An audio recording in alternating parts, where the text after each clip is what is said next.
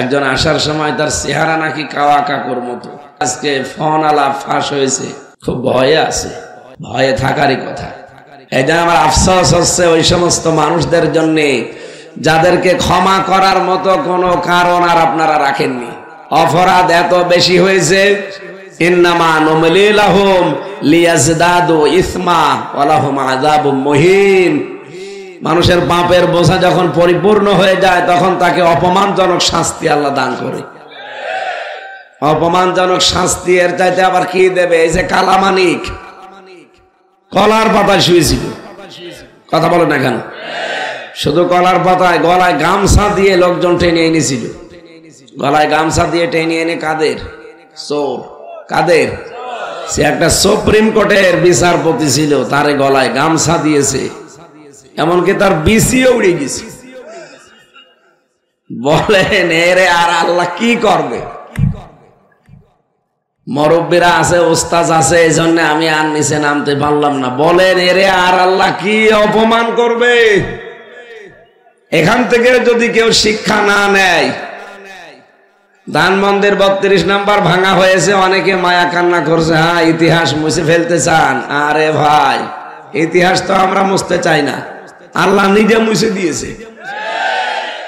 সূরা normal 19 number পারা 20 number পৃষ্ঠা 7 number লাইনের 52 নাম্বার আয়াতে আছে। 32 নাম্বার ভাঙা আছে, হবে, এটা নিশ্চিহ্ন হয়ে যাবে 1500 বছর আগে আল্লাহ এটা আগে জানিয়েছে। এখন যদি বলেন 32 নাম্বার ধানমন্ডি কোথায় আছে, এখানে আসে, এই জায়গায় আসেন, কানের নিচে আপনাকে এমন জোরে দেব আপনি সব টের পাবেন।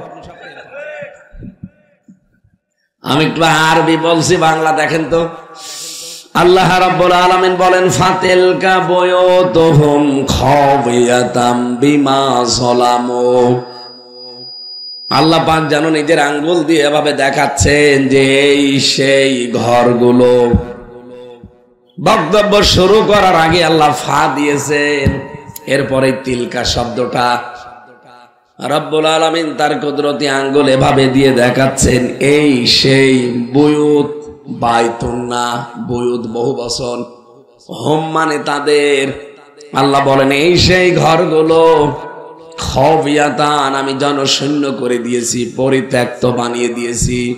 কেন দিলাম জানো? বিমা যালামু, এদের জুলুমের কারণে। আপনি দেখেন বাংলাদেশে যতগুলো জালেম ছিল আমি হিসাব করেছি 1628 জন। কত? 1628 জন ছিল এই জালেমকে সাহায্য করতে। হয় নিজেরা জালেম, না জালেমের দোসর। এতগুলো মানুষের বাড়িতে অফিসে খোঁজ খবর নিয়ে দেখবেন, হয় আয়না ঘর আছে অথবা টর্চার সেল আছে। আয়না ঘর আর টর্চার সেল কি এমনি বানায়? মানুষের উপরে জুলুম করার জন্য। আমি ওই মিনি আয়না ঘরে মাত্র 10 দিন ছিলাম, আমি টের পেয়েছি যে মানুষকে কি করে তারা। ছোটটাই যদি এত আযাব দিতে পারে, বড়টাই কোনটা দেয়?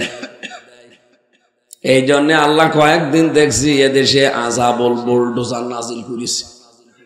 কি আযাব? আযাবুল বুলডোজার।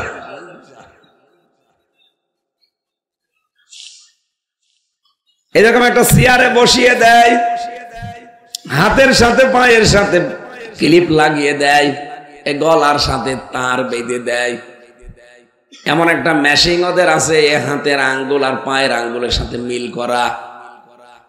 শুধুমাত্র সামনে রেখে সুইচ টিপ দেবে, একবারে আপনার হাতে আর পায়ের আঙ্গুলের নখগুলো খুলে চলে আসবে। বলতে যত সহজ মনে হচ্ছে, বিষয়টা অত সহজ। এতটুকু শেষ করে দে না, যখন ফিনকি দিয়ে রক্ত বের হয় তখন আস্তে করে ওর উপরে লবণ ছিটিয়ে দেয়। কি যে চিল্লানো ওই সময় মাটির নিচে আমি দেখেছি। আমার কাছেও নিয়ে এসেছিল মেশিন, চেয়ারে বসিয়ে সব যেহেতু আপনার আটক করা, হাত পা গলা, আপনি তো নড়তেও পারবেন না। একবার শুধু সুইচ টিপ দেবে, 1 মিনিটে 120 বার ঘুরবেন। 1 মিনিট পরে মনে হবে যে এই পৃথিবী আমি 10টা দেখতে পাচ্ছি। টিটকারি মারে তখন কি তোমাদের আল্লাহ জানিয়েছে যে মরণের পরে নাকি 10 দুনিয়ার সমান জান্নাত দেওয়া হবে? এখন দেখতে পাও, কি জবাব দিবেন বলেন তো? আল্লাহরও ভুল ধরে মাঝে মাঝে। এই কঠিন পরিস্থিতিগুলো যেখানে যেখানে তৈরি হয়েছে, আপনি দেখবেন বাংলাদেশের অধিকাংশ এমপি, মন্ত্রী আর উপজেলা চেয়ারম্যান, মেয়র আর বড় বড় সরকারি যারা আমলা ছিল, কর্মকর্তা, এদের বাড়িতে, অফিসে আমি নিজে পেয়েছি মাটির নিচে টর্চার সেল। আল্লাহ বলেন বাড়ি ঘরগুলো আমি খফিয়াতান করে দিলাম। কেন জানো? জনশূন্য হয়ে আছে আজ। এটা আজ উজাড় গৃহ হয়ে গেছে, ছাড়া বাড়ি, কেউ এখানে আর থাকে না, পরিত্যক্ত করে দিলাম। বিমা জলাম, এদের জুলুমের কারণে। ধানমন্ডির 32 নাম্বার যেটা হবে এখন না, এটা 1500 বছর আগে আল্লাহ নাজিল করে জানিয়ে দিয়েছেন। মানুষের বাড়ি ঘর করে কোন ওজাড় গৃহ এমনি হয় না, অবশ্যই এর পেছনে কোন ইতিহাস আছে। এখন অনেকেই কিন্তু মাটির নিচে দেখা যাচ্ছে মানুষের হাড় গোড়ো পাচ্ছে, চুল পাচ্ছে, নখ পাচ্ছে, পুরাতন জামা কাপড় পাওয়া যাচ্ছে। আমি তো ছোটটাই ছিলাম, এর জন্য আমি বড়টার খবর জানি না, কিন্তু ফাঁসির ওই কন্ডেম ছেলে 3টা বছরে অনেকে আমার গোপন কথা জানিয়েছে। 2 বছর, 5 বছর, 7 বছর, 10 বছর পড়ে আছে, কেউ জানে না। হাতের নখগুলো এত বড় বড় হয়ে যায়, চুল দাড়ি গোপ মনে হচ্ছে জঙ্গল থেকে বেরিয়ে আসতেছে। কেউ কেউ দেখতাম আঙ্গুল দিয়ে এই দেওয়ালের সাথে খসিয়ে খসিয়ে লিখে রাখে ভাঙ্গা ভাঙ্গা অক্ষরে যে ভাই কেউ যদি বাইরে যেতে পারেন এই নাম্বারটাই অন্তত জানাবেন যে আমি বেঁচে আছি। আমি জাস্ট 2 বছর, 5 বছর, 7 বছর, 10 বছর আছি, কেউ জানে না। দয়া করে কেউ যেতে পারলে এটা একটু জানাবেন। 1.5-2 মিনিট সময় দেয় মাত্র টয়লেট করার জন্য। সকালে কয়েকটা পচা ছোলা দিয়েছে, তো দুপুর বেলা দিত 1 মোট ভাত, তাও মনে হচ্ছে কেউ মাখিয়ে দিয়েছে। এই কঠিন পরিস্থিতির কারণে আমার মনে হয় আজ জালেমদের বাড়ি ঘর গুলো আর সব আল্লাহ পরিত্যক্ত বানিয়ে দিচ্ছে। এর বাস্তব প্রমাণ আমার কুষ্টিয়ার হানিফের বাড়ি। ফেব্রুয়ারির 5 তারিখ আবার নতুন করে আর এক গজব নাজিল হয়েছে।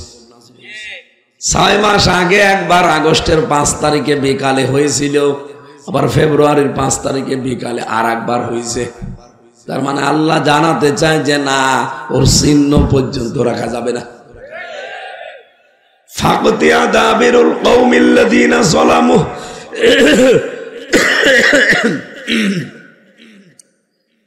সূরা আনআম 7 নম্বর পারা 12 নম্বর পৃষ্ঠার 4 নম্বর লাইনের 45 নম্বর আয়াতের প্রথম অংশে আছে আল্লাহ পাক বলেন জালেমদের শিকড় কাটা হয়ে গেছে। কেটেছে কে? না না, আপনি আলেম, এখানে আলেম বসে নেই। কতিয়া এটা মজহুল, এর ফাইল কর্তাকে জানা নেই। আজ যে সারা দেশে 630টা থানা আছে, প্রায় জায়গায় যে দেখেন জালেমদের বাড়ি ঘর অধিকাংশ মাটির সাথে মিশে গেছে। এগুলো ভাঙলো কে? বলেন, জানা নেই। ফাকতিয়া দাবিরুল কওমিল্লাযিনা যালামু, জালেমদের শিকড় কাটা হয়ে গেছে। কেটেছে কে? কেউ জানে না। হানিফের এত বড় বাড়ি, পায়খানার প্যান পর্যন্ত খুলে নিয়ে চলে গেছে, কিন্তু কে নিয়েছে কেউ জানে না। ধানমন্দির 32 কে নিয়ে গেল ভেঙে ভেঙে, কেউ জানে না। আপনি যে দেখেন কার নামে কেস দেবেন, একজন মানুষেরও নাম পাবেন না। এ পর্যন্ত ছিল জালেমদের। এর পরের শব্দটা আমাদের জন্য নাকি এটা বলবো না? ইন্না ফি যালিকা লায়াতাল লিকাওমিন ইয়ালামুন। লামে তাকিদ দিয়েছেন আল্লাহ। আল্লাহ পাক বলেন অবশ্যই এর ভেতরে শিক্ষা আছে তাদের জন্য যারা জ্ঞানী সম্প্রদায়। যেহেতু জালেমরা বিদায় নিয়েছে, এদেশে আমরা যারা ওই 14 দল বাদে আছি সবাই কিন্তু কম বেশি মাজলুম। কথা বলেন না কেন? এই মাজলুম মানুষ যারা সামনে চেয়ারে বসবেন তাদের কিন্তু শিক্ষা এখান থেকে, আপনারাও যদি সামনে জুলুম করেন আপনার বাড়ি 5 বছর পরে শ্মশান হয়ে যাবে। তখন কে ভাঙবে জানা নেই কর্তাকে। এই জন্য যৌথ বাহিনী যেটা আরম্ভ করেছে এইটা দেখে সবচাইতে বেশি খুশি হওয়ার কথা মুমিনদের। কাদের? এই বাংলাদেশে আমরা যারা ইমানদার, যারা মুমিন, তারা কিন্তু এই ডেভিল হান্ট এটা শোনার পরে খুশি হয়েছি যে শুরু করেন।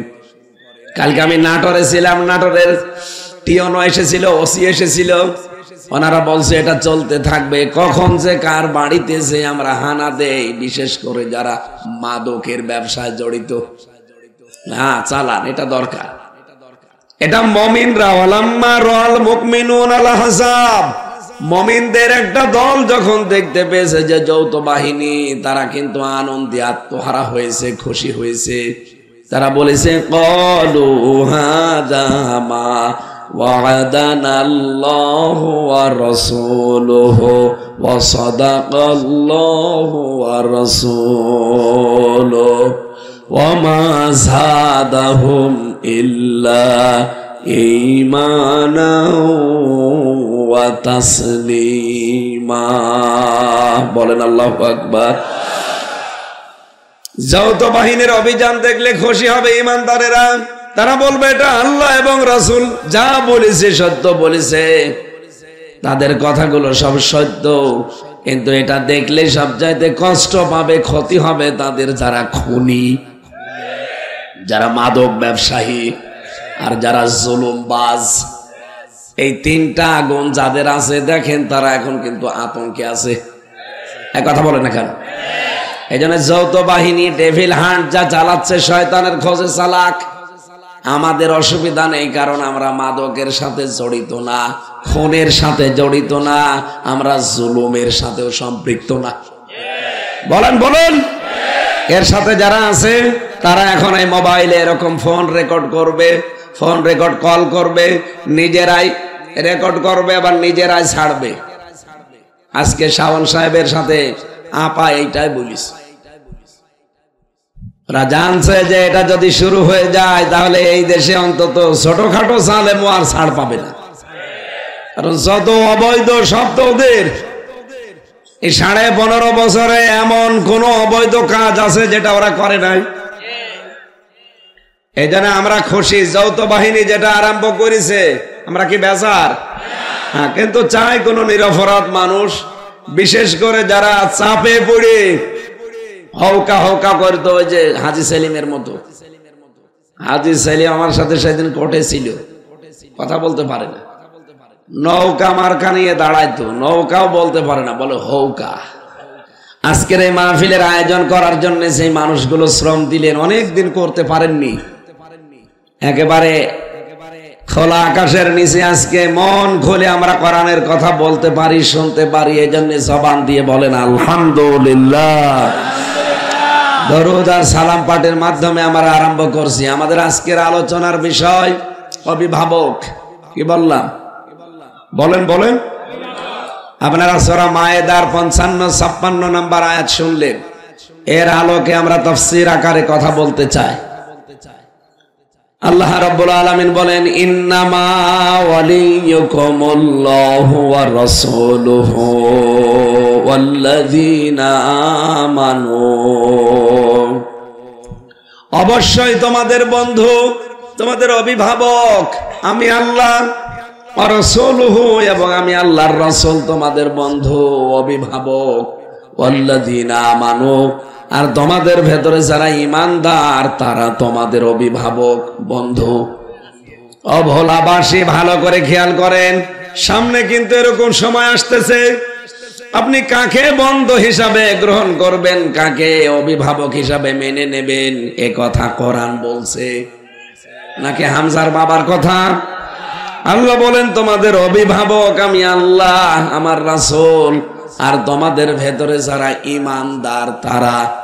প্রশ্ন আসতে পারে, দেশে তো মাত্র 4% অমুসলিম, 96% আমরা মুসলমান, তাহলে যার তার সাথে আমরা বন্ধুত্ব অভিভাবক হিসাবে মেনে নিতে পারি নাকি? আল্লাহ আয়াতের পরে 3টা গুণ দিয়েছেন। এই বাংলাদেশে এই 3টা গুণ যাদের ভেতরে আছে, আপনি তাদেরকে বন্ধু হিসাবে মেনে নিতে পারেন, তাদেরকে অভিভাবক হিসাবে গ্রহণ করতে পারেন, তাদেরকে আপনি দায়িত্ব দিতে পারেন। কয়টা?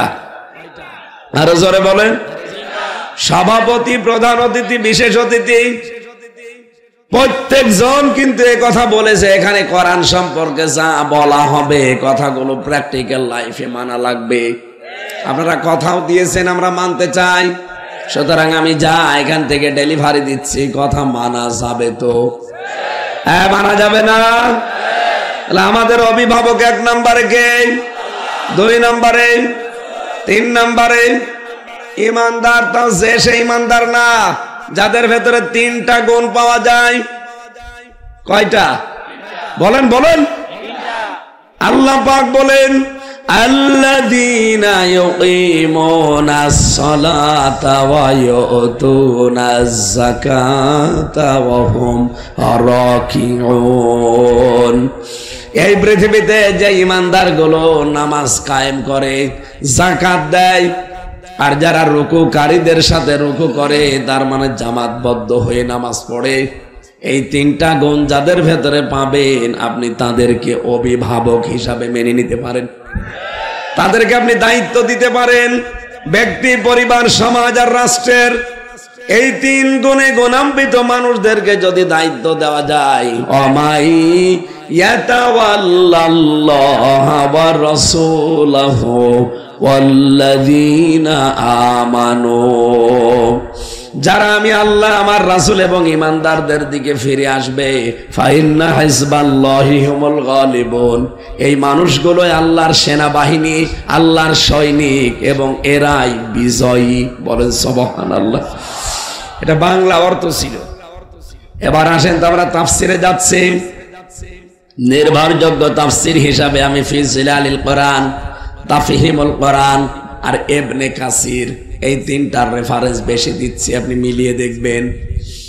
এই যে বন্ধু, এই শব্দটা আল্লাহ প্রথমেই দিয়েছেন।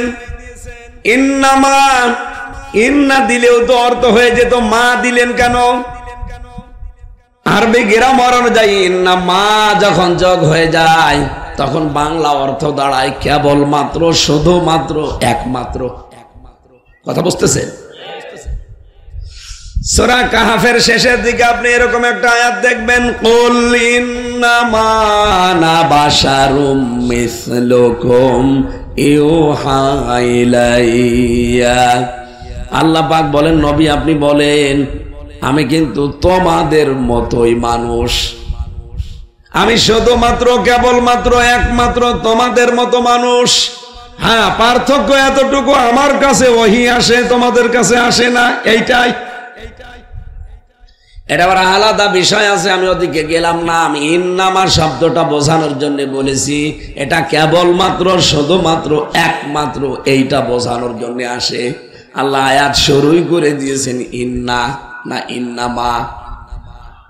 রব্বুল আলামিন বলেন ইন্নামা, অবশ্যই, অলিজন, অলি মানে 33টা অর্থ পেয়েছি অলির।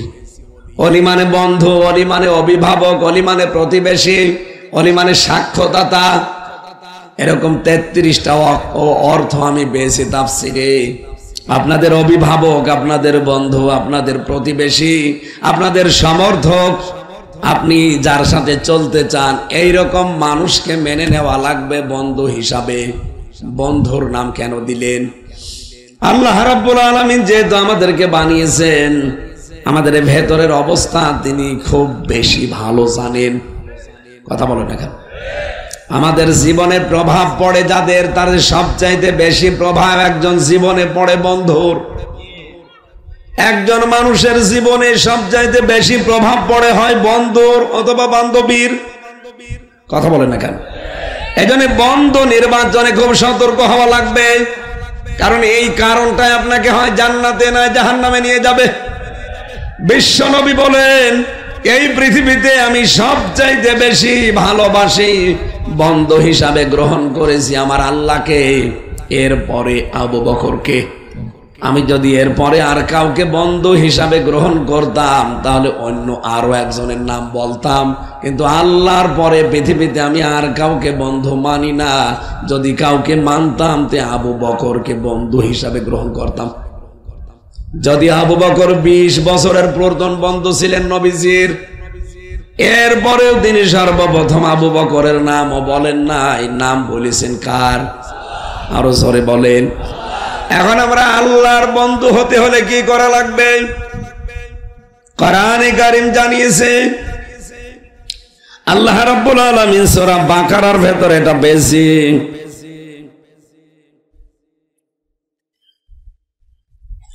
আল্লাহু ওয়ালিয়ুল্লাযীনা আমানু, আল্লাহ বলেন আমি বন্ধু যারা ঈমান আনে আমি নিজে তাদের বন্ধু হয়ে যাই। আর আমি যাদের বন্ধু, আমার একটা দায়িত্ব আছে বন্ধুর উপরে। অভোলাবাসে আমরা যারা আল্লাহর বন্ধু হয়েছি, যারা ঈমানের দাবি করছি, এখন দেখেন আপনার ঈমান আগে আছে কিনা, নয়তো আল্লাহ আপনাকে জীবনও বন্ধু হিসাবে মানবে না। বন্ধু হওয়ার জন্য প্রথম শর্ত কি? ঈমান আনা লাগবে। কি এটা বুঝেছে? এই পৃথিবীতে এখন 810 কোটির উপরে মানুষ আছে, মাত্র 175 কোটি আমরা মুসলিম। যাদের ঈমান আছে এই মানুষগুলো দাবি করতে পারি যে আমাদের বন্ধুকে। বাকি শত মানুষ দুনিয়াতে আছে কেউ এই কথা বলতে পারে না আমার বন্ধু আল্লাহ। পারে? কারণ তাদের ঈমান নেই। এখন আমরা যারা ঈমান এনেছি আমাদের আল্লাহ কিন্তু শর্ত দিয়েছেন, তুমি ঈমানের দাবি করলেই হবে না, ঈমান আনার আগে তোমাকে একটা কাজ ছেড়ে দেওয়া লাগবে।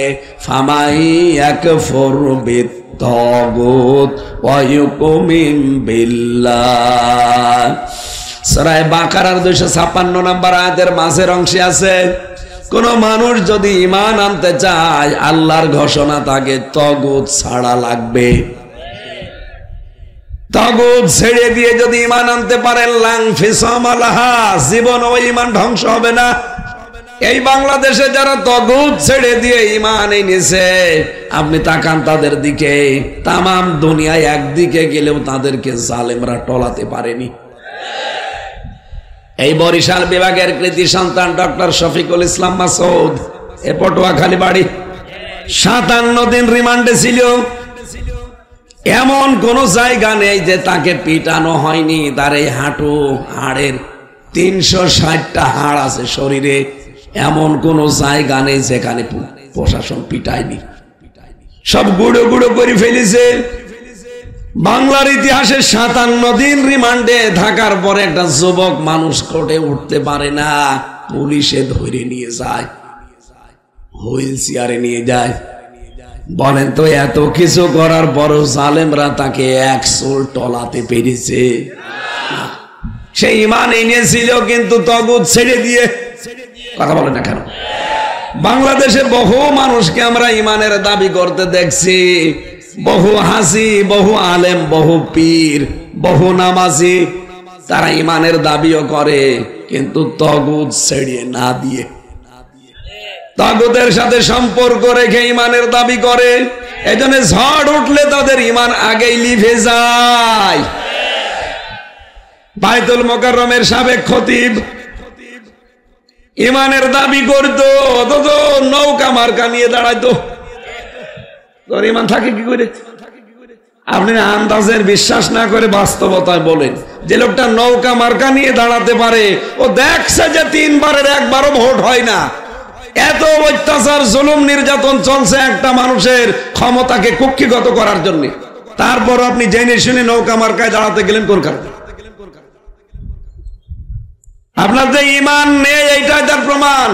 আবার ইমামতি করতে গেছে, ঈমান নেই, ইমামতি করতে গেছে। এই জন্যই তো জনগণ মেনে নেয়নি। পরে আবার গেছে পিটিয়েছে জুতা দিয়ে, পরের দিন আবার স্ট্যাটাস দিয়েছে জুতা মেরেছে কিন্তু আমার গায়ে লাগেনি। শয়তান। এরকম বহু মানুষ এই দেশে আমরা দেখতে পেলাম, তারা ঈমানের দাবি করেছে কিন্তু তগুত ছেড়ে না দিয়ে এদের ঝড় উঠেছে ঢাকায়, গোপালগঞ্জ থেকে ইমান শেষ। কথা বলেন না কেন? তাহলে ইমান আনতে হবে কি তগুত ছেড়ে দিয়ে না তগুতের সাথে? আপনি এখন কি করছেন মিলান? আপনাকে যে আল্লাহ বন্ধু হিসাবে গ্রহণ করবে কি করে? আপনি তো ইমানই এখন আনতে পারেননি। ইমান আনতে হলে আগে কিন্তু তগুত ছেড়ে দেওয়া লাগবে। তগুতের অর্থ পেয়েছি আমি তাফসিরে 4টা। কয়টা? আরো জোরে বলেন। 1 নাম্বারটা বলছি মিলান, তগুত হচ্ছে ওই শক্তি নিজে আল্লাহর বিধান মানে না, অন্য কেউ মানবে, মানতেও দেয় না। বাংলাদেশে ছিল না। তগুতের 2 নম্বর অর্থ মানুষের তৈরি করা আইন কানুন। কে কথা বলে না কেন? আমি কি বানিয়ে বলছি? ওস্তাদ বসে আছে। তগুতের 2 নম্বর অর্থ মানুষের তৈরি করা আইন। এটা যে কত বড় নিকৃষ্ট কাজ আপনি জানেন? শয়তান আল্লাহর একটা বিধান শুধু মানে নাই, কিন্তু আল্লাহর বিধানের এগেনস্টে নতুন বিধান তৈরি করে নাই। কিন্তু এদেশে যারা আল্লাহর বিধান মানে না, নতুন করে আল্লাহর বিধানের বিপরীতে বিধান তৈরি করে আল্লাহর বান্দাদের উপরে চাপিয়ে দিতে চায়, এগুলো আরো বড় শয়তান। সুতরাং ডক্টর কামাল তার লিখিত সংবিধান যেটা 54 বছর বাংলাদেশে চলছে, 17 বার এটা পরিবর্তন হয়েছে, কিন্তু কাঙ্ক্ষিত মানের শান্তি এই দেশে দিতে আরো জোরে বলেন। ওই সংবিধান অনুযায়ী বিচার হয়, ওইটা বিচার করে এই দেশের মানুষকে দেখি জেলে পাঠায়। চোর এই দেশে জেলে গেলে ডাকাত হয়ে বের হয়, ডাকাত গেলে খুনি হয়ে বের হয়। আমি নিজে দেখেছি এক গাঁজাখোরকে জেলে দিয়েছে, আমার নিচতলায় ছিল। ও শয়তান জেলের ভেতরে যে গাঁজা গাছ লাগিয়েছে। জেলার এসে একদিন বলছে, ওই তুই গাঁজার গাছ ভেতরে লাগালি, পেলি কোথায়? স্যার আমি এই যে কোর্টে গিয়েছিলাম মামলার হাজিরা দিতে, আর আমার তো অনেক শুভাকাঙ্ক্ষী বাইরে আছে, তারা আসার সময় একটা টোপলা দিয়েছিল গাঁজার বীজ, ওটা আমি মুখের এই জায়গায় নিয়েছিলাম, মেশিনে ধরা পড়িনি। ভেতরে এসে গাছ আমি এই টপের উপরে লাগিয়েছি, দেখেন 2 মাসে কত বড় হয়েছে। জেলার বলছে, শয়তান তোরে আমি আর কোথায় দেব? গাঁজা খাওয়ার কারণে পুলিশ তোরে ধীরে জেলে দিল, আমি তোরে কন্ডেম সেলের ভেতরে রাখলাম, আর এখানেই তুই গাঁজার গাছ লাগালি, আবার 2 মাস হয়ে গেছে। তোরে আর কোন জায়গায় দেওয়ার কায়দা নেই, তোরে দিতে হলে স্বর্গে দেওয়া লাগবে। ওই হিন্দু তো জেলার দেবদুলাল, হিন্দু বেটাও তার জান্নাত বিশ্বাস করে না, এই জন্য বলছে তোরে যদি দেওয়া লাগে এখন স্বর্গে দেওয়া লাগবে। ও বাংলার মানুষের আর রেকর্ড হচ্ছে, সারা পৃথিবীতে এখন ছড়াচ্ছে, লাইভ চলছে। যে আজকে আমার সামনে মাত্র এই 10-20 হাজার মানুষ না, আমার সামনে এখন বাংলার 18 কোটি মানুষ। সবাইকে বলছি 58-54 বছর ডক্টর কামালের লেখা মানুষের তৈরি করা সংবিধান দিয়ে কিছুই পাইনি আমরা, তাও 17 বার এটা পরিবর্তন হয়েছে। এ কোরআনে কারিমে আমার আল্লাহ একটা সংবিধান দিয়েছেন, সূরা ফুরকান, 77টা আয়াত আছে, 73টা ধারা আছে। আপনি এই 73টা ধারা দিয়ে বাংলাদেশের সংবিধান তৈরি করেন, 41 সাল টার্গেট দেওয়া লাগবে না। এই 73টা ধারা দিয়ে যদি বাংলাদেশের সংবিধান প্রণয়ন করা হয়, 41 ঘন্টায় বাংলাদেশ মিনি জান্নাত হয়ে যাবে। এটা আমরা চাই না সামনে, যেহেতু সামনে রমজান মাস, আর কোরআনে কারিমের নাম ফুরকান। ফুরকান মানে সংবিধান, ফুরকান মানে সত্য মিথ্যার পার্থক্যকারী। সংস্কার যখন আরম্ভ হয়ে গেছে, আমরা যারা দায়িত্বে আছে আহ্বান জানাতে চাই, খুব তাড়াতাড়ি বাংলার সংবিধান কোরআনে কারিম করা হোক। এটা কারা চান দেখি? লিল্লাহে তাকবীর।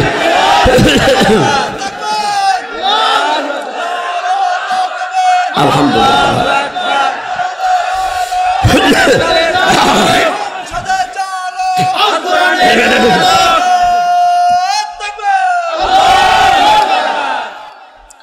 আল্লাহ রাব্বুল আলামিন বলেন আমি যাদের বন্ধু হব তাদের প্রতি আমার একটা দায়িত্ব আছে ইখরিজুহুম মিনাজ যুলুমাতি ইলান নূর তাদেরকে আমি অন্ধকার থেকে আলোর দিকে নিয়ে আসব এখানে যেহেতু অন্ধকার বলতে যুলুমাত বহু বচন আর নূর এক বচন তাফসিরে মুফাসসির বলেছেন দুনিয়ায় যত নিয়ম নীতি আছে যত ধর্ম আছে শুধু ইসলাম বাদ দিয়ে সব অন্ধকার 4500 ধর্ম আছে এই দুনিয়ায় এখন ইসলাম বাদ দিয়ে আল্লাহর দৃষ্টিতে সব অন্ধকার কথা বলে না কেন